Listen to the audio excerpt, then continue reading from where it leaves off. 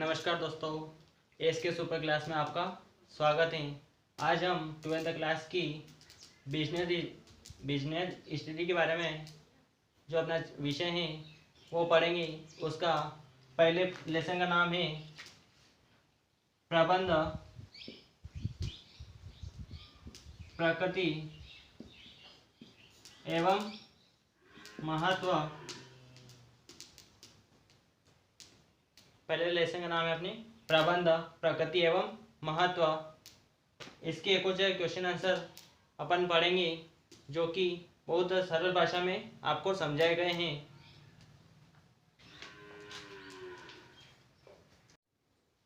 आज का हम अपना पहला प्रश्न है, प्रबंध क्या है, यानी कि प्रबंध क्या होता है। तो प्रबंध सर्वश्रेष्ठ तरीके से काम को करवाने की एक कला है। किसी काम को करवाना है और उसके लिए पहले योजना बनाई जाती है, उसे ही प्रबंध कहा जाता है। अगला क्वेश्चन है, प्रबंध का व्यवसाय में क्या महत्व है। प्रबंध जो अपन कर रहे हैं उसका व्यवसाय में क्या महत्व होता है।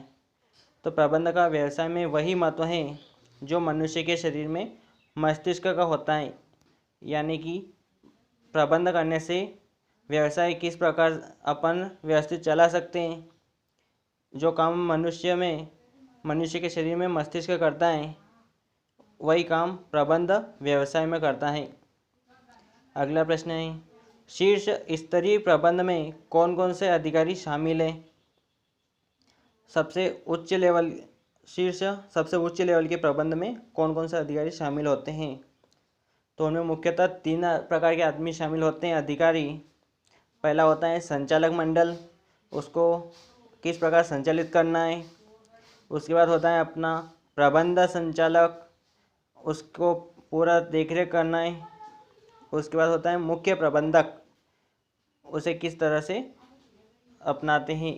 ये मुख्यतः 3 प्रकार के होते हैं, संचालक मंडल, प्रबंध संचालक, उसके बाद मुख्य प्रबंधक।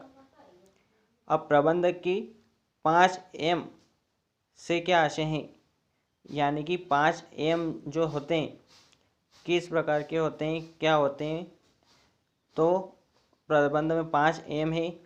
एम से मतलब चलेंगे अपन मानव, माल, मशीन, मुद्रा तथा विधि।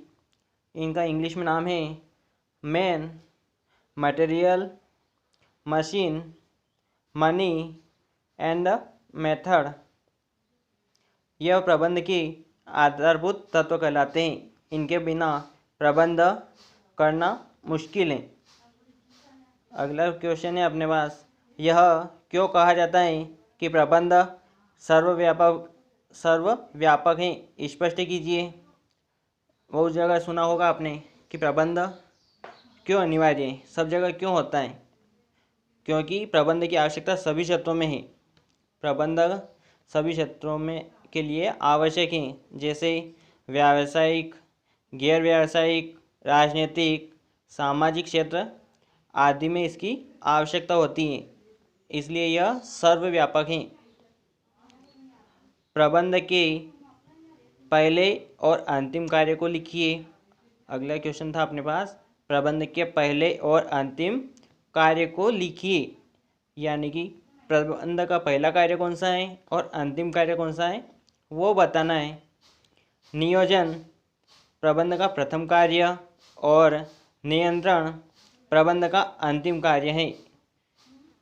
किसी का प्रबंध करने के लिए सबसे पहले अपने को नियोजन करना पड़ेगा, उसकी रूपरेखा बनानी पड़ेगी और उसको व्यवस्थित ढंग से लागू रखना नियंत्रण कहलाता है, जो कि अपना अंतिम कार्य है।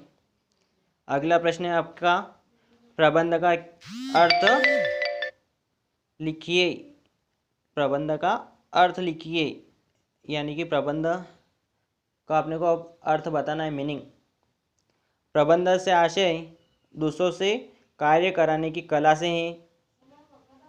प्रबंध के अंतर्गत इस बात को शामिल किया जाता है कि उपक्रम में कर्मचारियों द्वारा अच्छे से अच्छा कार्य कैसे कराया जाए ताकि न्यूनतम समय में न्यूनतम लागत पर अधिकतम लक्ष्य को प्राप्त किया जा सके।